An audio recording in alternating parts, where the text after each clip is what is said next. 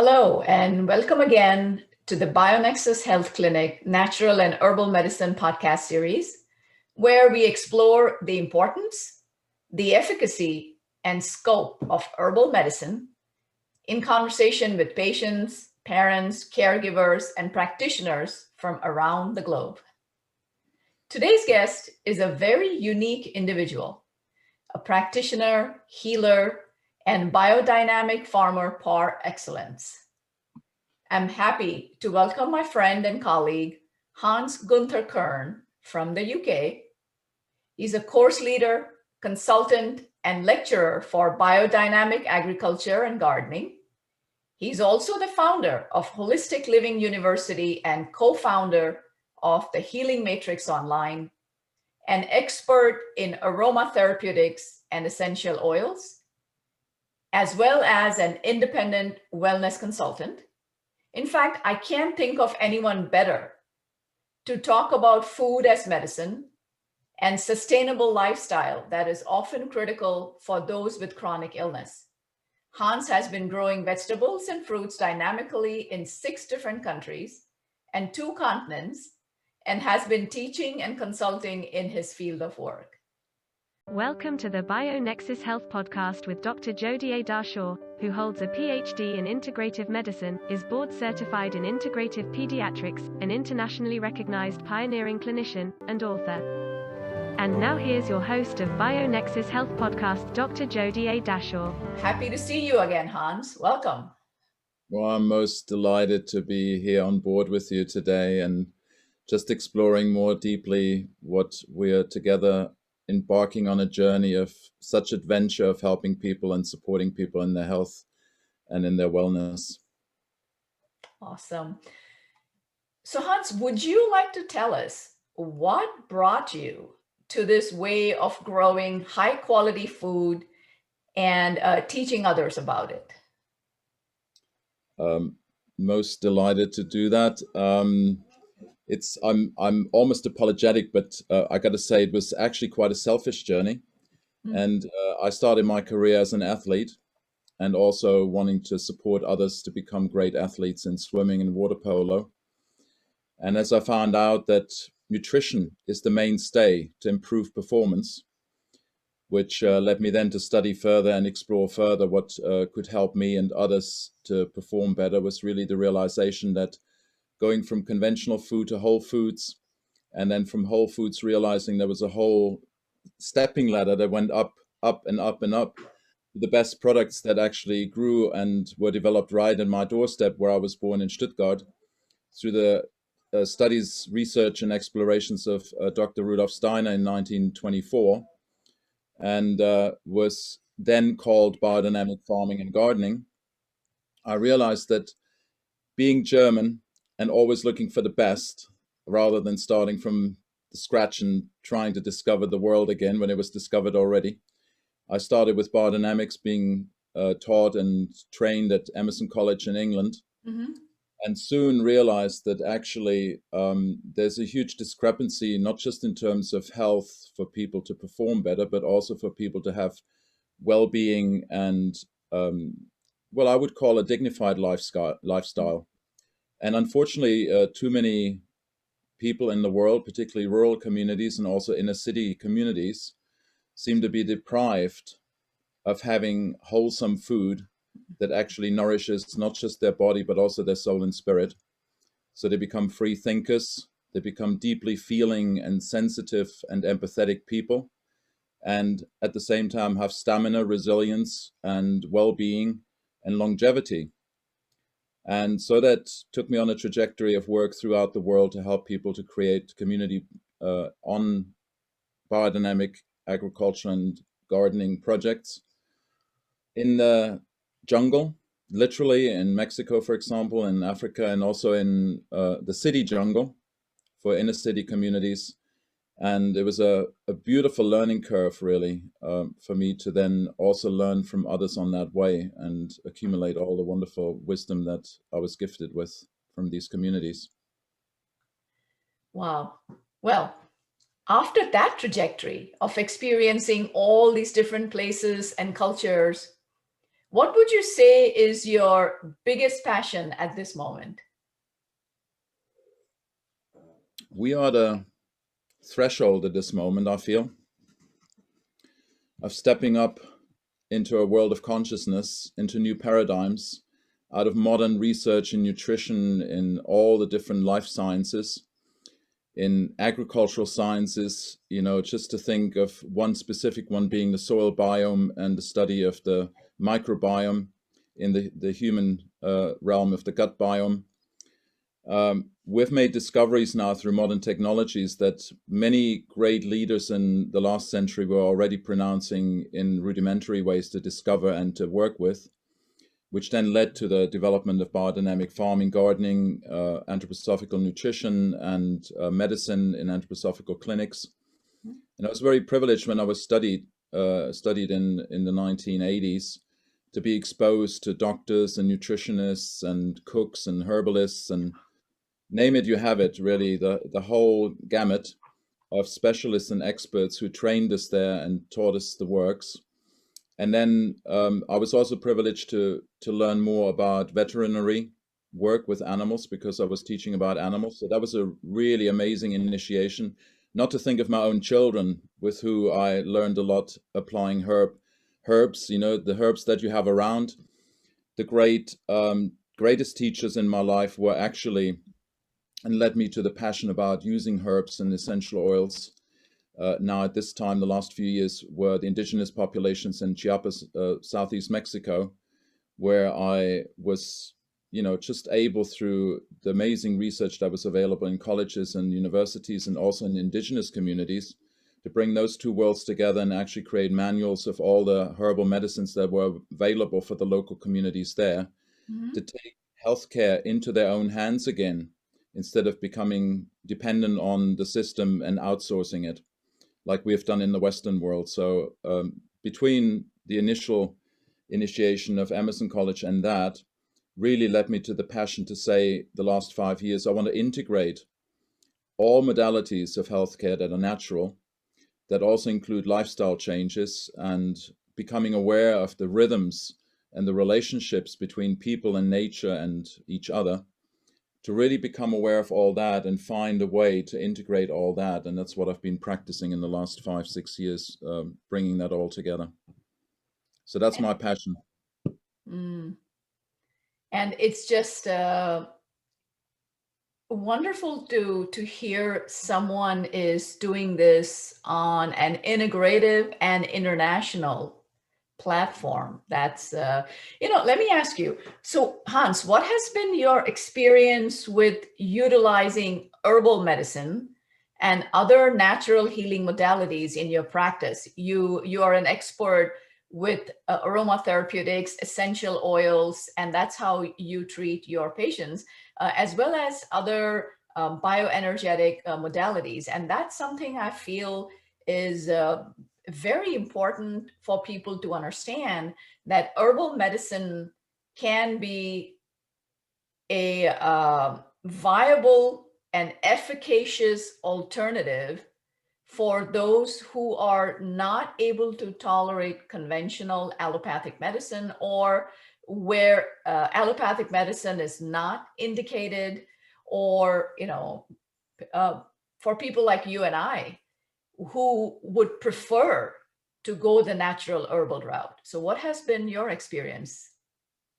Well, it's been very interesting for me that though I was exposed many times to conventional doctors in my life, through working with hospitals, doctors of the world in Mexico, and nurses and doctors also in other countries, I found that often they were very focused on the symptoms. We know that modern medicine has an amazing capacity to work with acute symptoms and acute conditions. And I wouldn't want to live without that. I've had a lot of help myself and know many people who actually had their life saved through that intervention. At the same time, I had to realize, as I said earlier, through my trajectory of training and studies and research that I was given on my learning curve, was really that I realized we have to be aware of the circumstances, the epigenetics that's around us, the environment, our autobiography, our karmic relationship to the world and ourselves and others. And I could go into great length talking to you about, having seen that in people and working with them, that sometimes it's not even so much the herbs or the essential oils or the modalities we use in natural medicine that are so essential, but helping people also to realize that they might have to work with their traumas. They have to work with their childhood traumas. They might have to realize and see where they have redemption through redeeming their karma. And it's very interesting. In my experience, there were interventions with herbs, particularly things like essential oils like frankincense and certain other herbs, that the people actually then opened up and connected with a deep inner memory. And it actually moved things not just on a physiological level, but also on a psychological and traumatic sort of, cellular level memory that was imprinted in people. And I found that interesting once we become aware of the whole being that we are, multifaceted in all these different levels. It's often that the herbs, because they have so many compounds, effective compounds, they're working on all those levels. We're not just using aspirin, which was derived of the willow bark, and then applying that to thin the blood or whatever, lower the headache, pain or what have you. But we're working actually with a natural substance that addresses all those levels and then is able to not just alleviate the pain, but it's also building the strength of the rest of the system in people that we apply.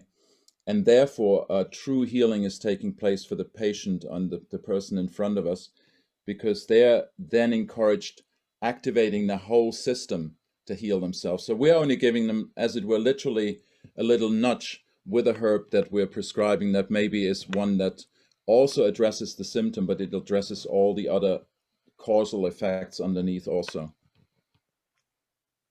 I love the way you explain that, especially when you mentioned about the amazing array, this whole bouquet of botanically active, biologically active compounds that are present in every herb. So in essence, that makes herbal medicine, the herbs that you use as medicine for healing, it makes them multi-dimensional in their effectiveness, in their reach. So it helps to connect your outer being with your inner being. And that can be a very profound change for most people, especially those with chronic illness. I also agree with you with regards to allopathic medicine for acute care. Yes, absolutely. It can often be life-saving. So let's go to the next question. Hans, what would you say are the main advantages for growing food, fruit, and medicinal herbs biodynamically? So that's a big question, but to hone it down, really, it's about the aspect that when we think about biodynamically grown vegetables, fruit, and medicinal herbs, etc., it's really about helping the plants to be sensitized to relate to their environment again. We see in modern agriculture and approaches where we use mineral fertilizers and pesticides and herbicides and all the other aspects of controlling the environment, that we're separating the plant from its environment, from its epigenetic field, from the possibility to develop its phenotype. So it's locked in an old structure that does not relate anymore to the present and the future environment, which when I say about future environment, I mean really what is coming in from the starry world. As we know, there are light years of light information coming into our Earth here that comes from the past, but we could also say it's really the future impulse that enhances our potential for the plants to prepare us as human organisms to relate in the most diverse and complex way to the environment that is around us. And therefore, the biodynamic plants are the ones that have the best information and communication, you could say, and it's almost like I would call it educating us, for us to always be sensitive to what is in front of us. So we're not isolated. And each plant in a biodynamic way of growing is expressing its own particular relationship to the piece of soil, to the microclimate it's growing in, to the time of the year it's been growing in, and then also the people related to this plant, which is very important in terms of what you said earlier, this inner-outer relationship of our spiritual and less visible parts where we can talk to the plants. We know some people have green fingers and they can, grow anything. But that kind of capacity that the plants then have to integrate into their complex structure of substances, that becomes the information for us then to draw from that wide array of information. I think that is only possible if we grow plants in a biodynamic context where we use very special herbal substances, mineral substances, and animal substances almost alchemically to open the plant up in this way that then in our world, I would say, are translated into being able to become empathetic, to become open to the capacity to think clearly, the capacity to embrace new ways of living. So we're not homogenized. So just to summarize, if we grow plants that are in controlled environments and they are force fed, and they have not the freedom to take up the nutrients and the environmental factors that they're exposed to because they're too protected and too coerced into a controlled environment, they will not give us the freedom and the liberty to then ourselves be really totally relating to our environment. That separation then will cause an imbalance that then precipitates most of what I can see the modern civilizational or chronic illnesses, as we call them. That's remarkable, isn't it, Hans? I recall visiting, I was invited by Gurudev Sri Sri Ravi Shankar of the Art of Living to visit his Bangalore ashram. And on site, he has, I believe it's Asia's largest College of Ayurvedic Medicine, and they have an incredible specialty in oncology, where they treat cancer patients with remarkable results they achieve. And what I saw there was they use permaculture, biodynamic agriculture as well, and all of the Ayurvedic medicine that is required for the on-site hospital. I mean, he's got a huge campus, where they have yoga, spirituality. So the epigenetics, the location, the vibrational energy, it's very highly spiritual where the plants are grown. I saw really complicated cancers being healed with purely herbal medicine. The way they do it, I had the extreme good fortune of witnessing that. And what they do is the plants are grown there. They are respectfully, consciously harvested with gratitude. They are processed, with the same respect. The medicine is handmade. That was so inspirational. I mean, a lot of that I see in my own farm is what we try to maintain is the spiritual herbalism, the moon cycle, following the moon cycle, harvesting the herbs accordingly, and treating the herbal compounds received with respect, planting healing intentions, using vibrational frequencies, using solfeggio frequencies as well, and so it's just been, I have no words. I'm just grateful for being an herbalist, being able to work one-on-one with our plant friends and guides and gurus. I love the way you're describing it so eloquently in terms of this inner-outer relationship, and particularly what I feel what comes through you here also in terms of your perception and your sensitivity is the heart field and the love and the caring and the nurturing that goes into that whole way you work. It reminds me a bit of what we have from the early days of biodynamic work with the cosmetic and also medicinal compounds that they developed in Wale in Germany and Switzerland, that they, like you say, they would even consider the rhythms of the stars and the planets and the moon particularly, and then they would always work rhythmically, and they always would work with total devotion. It's almost as if they were in a meditative trance state to be the vessel, to be the facilitator for the forces that are invisible around us to come into the substance of that has been harvested again with nurturing care and fresh from the field outside the processing plant or whatever it's dealt with in.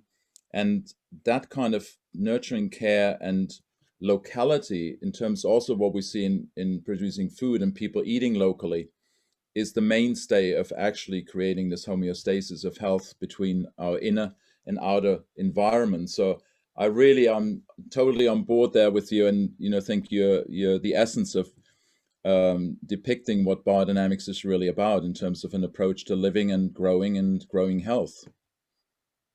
Thank you. You're most welcome. So do you think, are there any other benefits of working with this approach that you so eloquently highlighted to farming and gardening? Are there any additional benefits that you would like to speak about?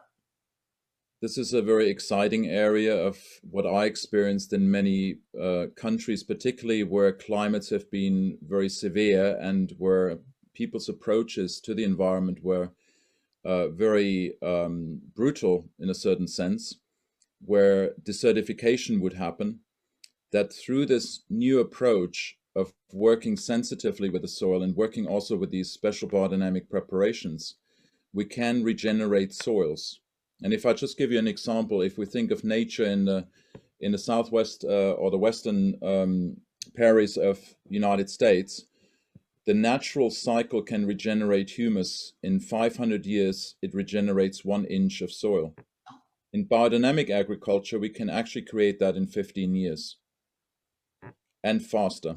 If we're really in tune with the processes, using all the different features of an organic biodynamic system, and with that open system of inviting the substances that, there's millions of tons of substances coming from the cosmos into the earth every day, can be integrated. That's free nourishment and fertilizer.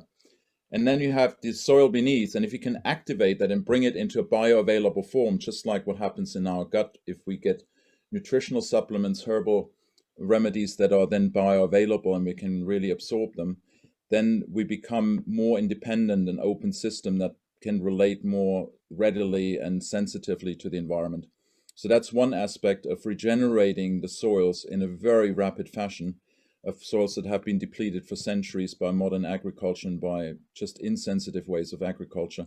Mm. The other one is the sequestering of carbon, which is really an important one in that process of creating humus, which is very pertinent to our day and age now, where we have too much of that into the atmosphere, which is just, I believe, a natural cycle, but we need to help to balance that. The other aspect, I think, that's forgotten and where sometimes people might be too self-centered is we need to also take care of the environment in the sense of the flora and the fauna that we want to nurture that's around us. And the more we are capable of doing that, the more we will be able to allow our plants also to express themselves freely, being exposed to what we call pests and diseases, to develop their organoleptic and also their medicinal qualities. Because if we don't have plants that have that possibility to be exposed to the stress, the temporary stress of pests and diseases, and we kill everything before the plant even can experience that, it will not develop those compounds that help us also to boost our immune system and everything else.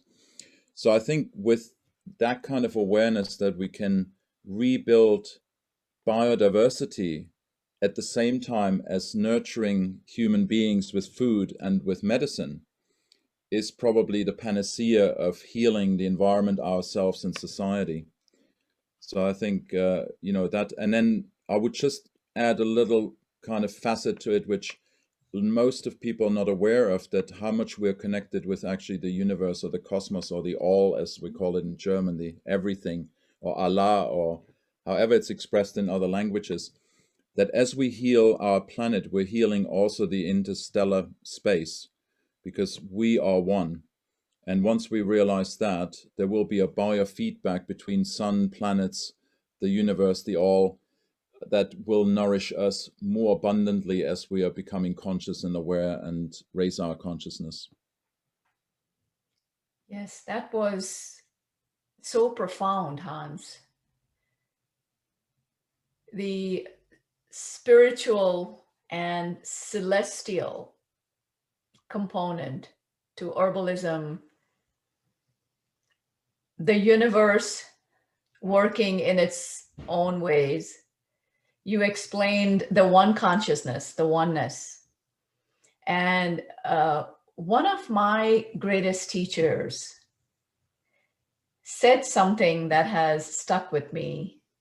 And if I may, he said, when you come in touch, when you come to understand and come in touch with your nothingness, that is when you come in touch with your everythingness. Wonderful. I love that. What a paradox at the same time as the profound truth that you're saying there. Yeah, it's beautiful. Yeah. As we say, the more we become the experts, the more we know, the less we know. The more you know, the less you know. Exactly. Yeah. It's a very interesting life that makes life adventurous, full of blessed surprises and miracles that happen when we go on that kind of journey. Yes. Yes. In this manner, the universe acts as the alchemist. You experience, synchronicities, you meet the people you are supposed to meet. Once you start on your journey to becoming authentic, that's when, you take one step and you are actually presented with the people, the places, the events that you need at that moment. And that's the magic. That's how, it was so it was just serendipity that you and I met at this herbal medicine conference in the UK. So, and here we are today. And blessed be illness, because without that, without my own health journey, I would have not been led to meet you. So exactly. I think people need to realize that whatever we experience, and it was John de Martini who I took a course with, who said, there's so much blessedness in the challenges of life. We could only see the benefits of every experience that we have, because we often judge the good and the bad, but in the bad experience is often more gold to be found if we start digging and looking deeply than in the good. That is, some people in German, if we use the word gift that you have in English, it's actually poison. And that may very well be, in a dynamic beyond 3D quantum reality, which we all live in, we are all immersed in. We have those quantum frequencies flowing within us at every moment. And, not too many people pause to experience each and every moment. Most people, from what I've learned from my discussions with other spiritually enhanced beings, so to speak, awakened practitioners and patients who are on their own journey of awakening, they've mentioned interesting facts that, most people are either living in the past or like reliving the past. Someone did this to me, someone hurt me in this way, or they're living in the future. I'm going to do this, I'm going to achieve this, things are going to be great. So living in the past many a times can lead to feelings of depression. Living in the future, which hasn't even happened yet, can lead to feelings of anxiety. And most people just consider that to be their normal.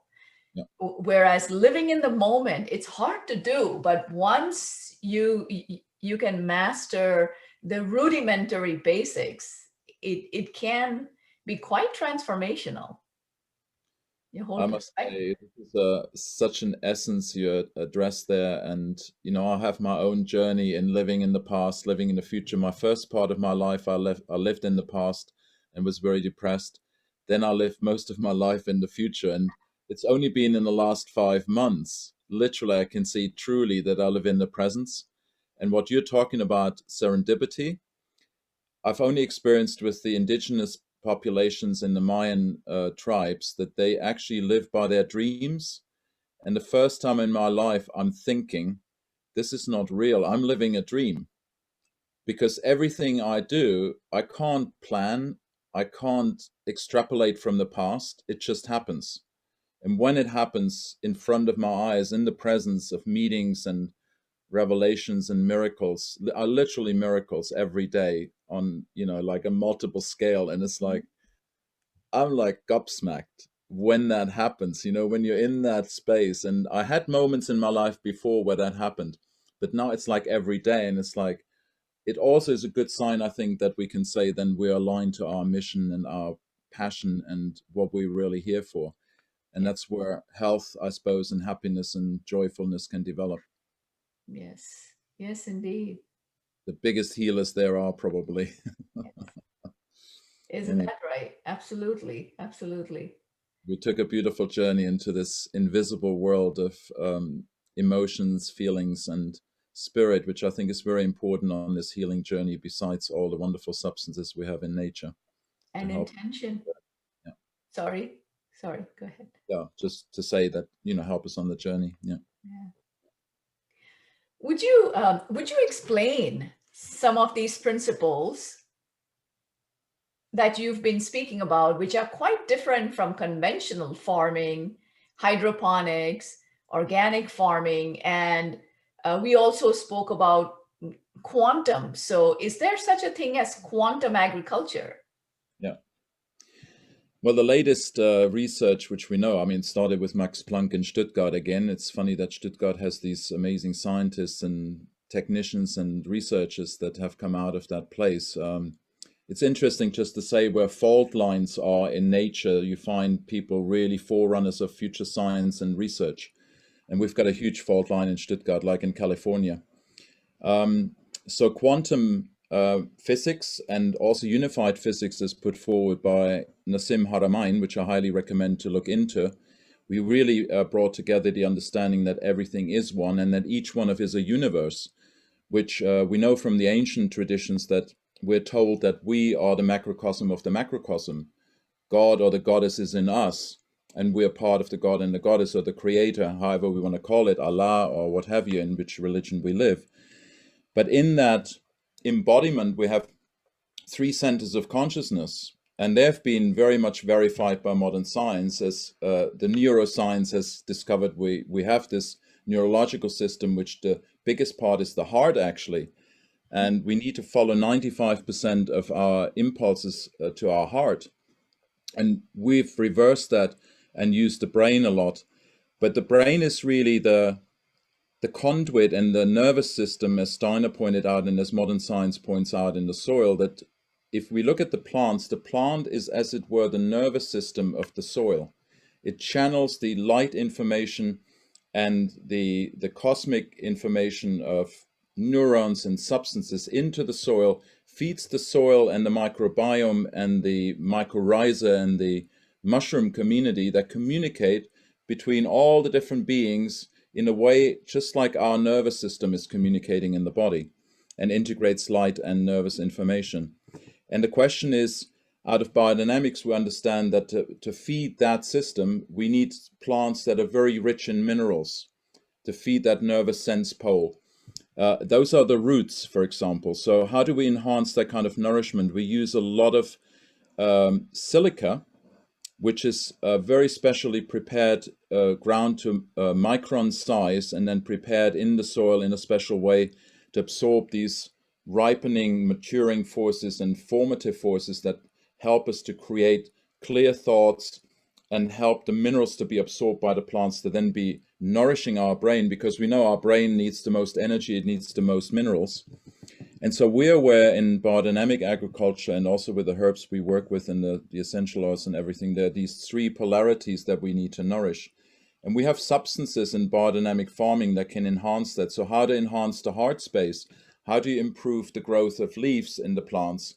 Well, it's through another preparation that uses cow manure, and it's prepared in a special way. And then we have all the compost preparations that help us to enhance each organ in the body, because each organ in the body needs to be enhanced by the different planetary spheres that are enhancing the herbs and the organs from the animals that then sustain our organs, which we have in our own organism. And the biggest organism, as we know, is the skin, but then there's the lungs and the rhythmic system. So we need to enhance the growth of leaves to a place where they can also express themselves fully. And we use that cow manure preparation. And as I said, for the roots that nourish the head, we use the silica. And then we have the activity that we need to bring into the world with enthusiasm and clear reflection of the thought and the capacity we have in the nervous system that then takes things into the will and finishes and continues and has resilience in doing projects and doing the work we need to do in the world. There again, the silica is a very important substance. And when Steiner was asked in the 1920s by another scientist called Ehrenfried Pfeiffer, and he said, how come that so many people have the spiritual understanding and they know about things, but they're not doing it. They're not actually practicing. He said, it's a question of nutrition. And if we don't have in the nutrition, like in the conventional food, the substances and the information and the quality of mature proteins and lignins, and when you think of fiber, how much of a lack of fiber we have in food to inform our gut bacteria, that informs back the brain and the heart through the vagus nerve. All this is so connected in these three centers of consciousness, but it starts with the way we grow the food, and we then enhance those qualities in the food that they can give the information and the nourishment to our three centers of consciousness. And that, of course, connects to the larger, as I said already, presence of the planets. And we know about the harmonies of the spheres, that we have the sound and the resonances. We know now, you mentioned earlier solfeggio frequencies and other frequencies, that we know in the past people worked with those very consciously. And they did dancing, they did pounding on the earth, they had the different frequencies to awaken the earth, and then also to, as it were, resound the clouds to form the rain, and for everything had a connection through sound and frequencies. So what we're doing in biodynamic agriculture is actually to enhancing that. But what I'm really looking for and what I'm totally passionate about is to bring this together now in my second year course and also in the healing centers that we're going to create a rhythm through the day where we can help the incarnating through the warmth, because warmth is also a rhythmic expression. And we know in some healing centers they have hypothermal treatments. But to do that in a more natural way, even through the way we might have a sauna, we might have a cold and warm treatment like Kneipp in Germany, who brought the cure in a rhythmic way. And then we bring the whole aspect of the light through far infrared light exposure, morning sun gazing and things into life to really incarnate into the body in the morning. In the morning you walk on the dew, for example, and have your cold dips and your sauna to come in. And then you come into the deeper realm of the water, where you start working through the rhythm of water, because we are water, the blood pulses in us all the time. And we work through the movement through water and have movement exercises in the morning. And then you come into the slowest of the rhythms, which is actually working the land. And then we reflect that back in an excavating process in the afternoon and the evening, where people always in the past played the music, the folk music, and they danced and they sat around the fire, and the bards told the stories through song. And then you go back into your nest, into that warm, cozy nest at night to excarnate and be back with the heavens. So I'm seeing that the resonances, they work through these four elements, and we work very consciously in biodynamic agriculture with the four elements in the way the moon works and moves through the four elements in the zodiac. And we have obviously four elements in the Western tradition. In the Eastern, you work with five. But that's, once we work with that harmonizing effect through food, through the lifestyle that we're bringing to the soil and to the people and to the land, and connecting again back to these harmonies of the spheres, we're resonating. Then the quantum can actually take hold of that through our consciousness and our clear visioning and meditation, and bring that into harmony and bring that into fruition on the land through the plants and through the people. And then I think we will heal in no time. I think we will in the future heal so much faster, bringing those modalities together. And we will heal also communities and create new communities.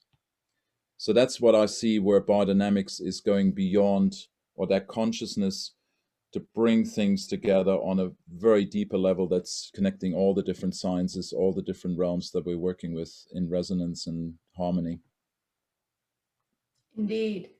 This reminds me of the oneness we mentioned earlier. And this oneness will also help spark the innate intelligence of the human body. Yeah.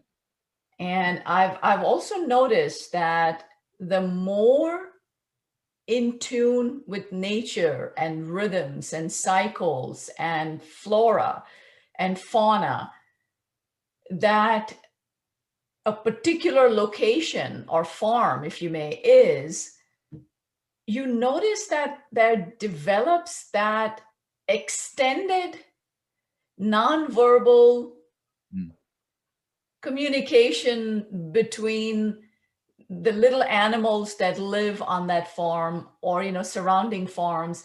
You may even see a growth in the number and variety of nature, as in with my personal experience, once everything was aligned and in resonance, or we attempted to do that, genuinely heart-centered, we attempted to do that. That's when we saw a remarkable increase in growth, in flowering, in fruition, in neighborhood animals coming to visit and not be skittish, not be scared, actually stay there and communicate with us. It's just been so amazing. It even feels as if the trees are happier, the branches seem to swing without any wind. That was something that was observed when I visited Art of Living in Bangalore as well. One of the gifts that has been granted is communication with plants. I'm still working on my nonverbal communication, energetic communication with animals, but with plants, and that was a wonderful experience. I was assigned to find out. I don't know if I ever told you that, but one of my assignments was to try and communicate with plants that were not responding. That weren't doing so well, weren't feeding well, were not responding, were not thriving, growing, they were barely surviving. And it was interesting because I spoke to the biodynamic farmer. I think I have a couple videos on that as well, where the Art of Living head permaculturist speaks about it. And apparently he was assigned, he was told by the spiritual leader to give me this assignment. I have no idea, how the spiritual leader knew of my gift, but it was just, yeah, I I look forward to visiting again, but who knows when, but hopefully one more time. So you are currently in the process of establishing or are involved in two centers which are being, right? There are two integrative centers which are being developed in the UK, and you are right in the middle of all of that, wonderful activity. Can you tell us a little bit more about that? And you have been kind enough to invite me to be a part of that. So what do you see as, my role in that, Yeah. the whole Well, venture of yours? we're very, honored to have your presence there and your input, because I know you're so aligned with what we've been inspired with, really, and we intuit that at this time, it's really the time where we need to heal both the traumas and atrocities that happened to the land in very special pieces of land close to sacred sites also. So we found one place so far, and another one is being explored, where we can integrate the healing of the land and, as it were, the aura or the ether of the memory. Literally, it's the memory that's embedded in the soil and in the ether around where these atrocities happened. And one is in South Africa, and one is in here in the West country in Devon. And what we're endeavoring to do is really to integrate community of creating an extended family, where we have a multi-professional community where the mainstay will be the farming, gardening, and nature caring family that's integrated with the healing and clinic, which is going to be comprised of holistic dentists and therapists and a doctor who is particularly renowned for his cancer treatment and great success, over 50 years of practice. And then attached to that, there's a third pillar, which is the nutrition, which we have one of the most renowned cooks that is calling herself the biodynamic cook, who has been writing quite a few books, traveling around the world and teaching how to convert or transform and make the best health-giving, nourishing food for the family and for the people who need to be healed. We're going to have a lot of nutrition workshops there. And then last but not least, the most important pillar is the education and the training of people, of young in age and young in soul, I would say.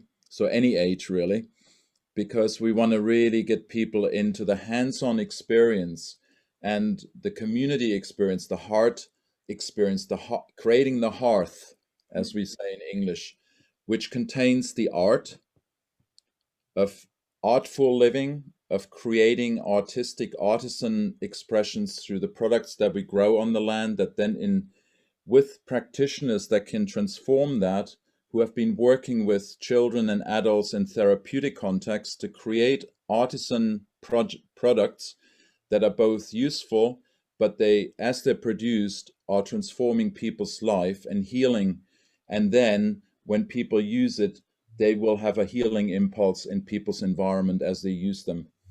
And to immerse children and young and older people at heart in this process, I think, is going to be a full healing journey that's integrating the different modalities of healing that we know through nature-based solutions, but then also the hands-on experience through the will and through the heartfelt creative impulse of transforming substance to something that becomes useful, and that will surround us in a healing way, both in terms of architecture, furniture, clothing, our basic needs of the food that we need, and most of all, community that will be there to hold people's spirit and soul in love and nurturing. Wow, I can't wait. I am so looking forward to this. We are up and running. Can't wait when traveling becomes easier again to see you then. And then, be our advisor, our consultant in how to fine hone our work and how to establish that in a way that you can see also your work being integrated with your wonderful products and your knowledge and wisdom. Absolutely. Yes, yes, that would be quite the combination. Yes. And I hear you yourself are looking to create also similar projects in the US, which I can't wait to see up and running. So this is a world movement that we're creating now, I think, which is going to create a paradigm shift. And as you said, in the quantum field, heal the future and the past, because once we enter into this consciousness, there's no separation in time and space. We're actually influencing both past healing and future healing for humanity and the earth and the universe. So it's a great privilege to be in that place and be blessed, you know, to have the wherewithal, the health and everything to manifest that. Yes, to help so many. Yeah. As they say, the conscious person understands that the conscious person and the awakened practitioner also understands that the gifts that we are born with are meant for others, not for us exclusively, but for as much as possible to help others. And that's where, it all brings us back to the oneness, doesn't it? And it's the wonderful opportunity, as you say it so beautifully, that gift, that talent. In Spanish, they call it the don, and they call even the people Doña and Don so-and-so. Yes. Don Jose or Don whatever. And the don, the gift that's given by God, and the don of the earth also, the gift of the earth, the mother that gives so freely, and the cosmos, the father that gives so freely. Yes. If we bring that into a new way also of paradigm shift when we think of economy. So I've been practicing for over 40 years promoting community-supported agriculture. And what I see in the future is that we really are creating conscious community that will support the food production in a way that people will actually pay even upfront and gift the gifting forward, so to speak, giving forward into a place of creating the vessel that farming can, and herb growing and all that can happen in its most profound and elevated way, also in terms of connecting with the heavens. And then the products are going to be health giving, and the interest that people will get back by giving in advance to the budget of a farm or a clinic, a healing center, a retreat, through a membership support, becomes a really living, extended community of networks of communities also, that then the interest that comes back for that is not going to be money and riches in that sense, but it's going to be health, joy, the love, the nurturing that will come back to people to really be held as fully human and full men and women and children that will grow into a future of blessed wisdom and just wellness and well-being. That's the kind of legacy we need to leave for Mother Earth. Yeah. So if people want to reach you, is there a website if they want to learn more about your projects? Yeah. Well, at this moment, everything is in limbo in the sense that it's just being produced. It's hot off the press. So you can find me on the website that I'm creating for my own business, which is Holistic Living University. And that's holistic-living.org, which is in the process of being populated with all the material that we need to create memberships and things. But there's some things up there if you want to start dabbling and finding out more about what I'm doing with that, where we're teaching online full year course on growing your own health, and both in live version and also recorded, which you can purchase there and contribute and participate in a growing world community of custodians to Gaia. We have also the Biodynamic Association in the UK here, who hosts my courses online, and where you can check in and find out more about the biodynamic world. The same for the US. You have the Josephine Porter Institute. If you go to their website, you can find information about my work. They are, I believe, in New Jersey, not far from you, down down south from New York, I suppose, somewhere. And so those are the three sites where you can find out more about my individual work. And we're just developing our own website for the community building and the healing centers of the Biodynamic Center World Movement that is going to come up in the next 2 to 3 weeks, which is the biodynamiccenter.org. And then you can find also other ones posted on there. There will be affiliate sites also of natural health solutions and other products that you can acquire there that are very useful. And I will hope that also BioNexus will be represented there in the future. So I can't wait to collaborate with you on all those levels, and particularly see you amidst us to share your amazing gifts of providing a healing environment for people. Myself as well. I certainly look forward to that. So, well, Hans, thank you for taking us on this amazing journey to the world of wild agriculture and so much more. Thank you for making the time to be here today. It's a greatest pleasure, honor, and privilege. And, I feel blessed to be able to share this with you and your audience and listeners and everybody else who's going to meet us on the way on this wonderful healing journey. Thank you so much, Jodie. Really feel blessed by being in your presence and, supporting your work and collaborating. Same here.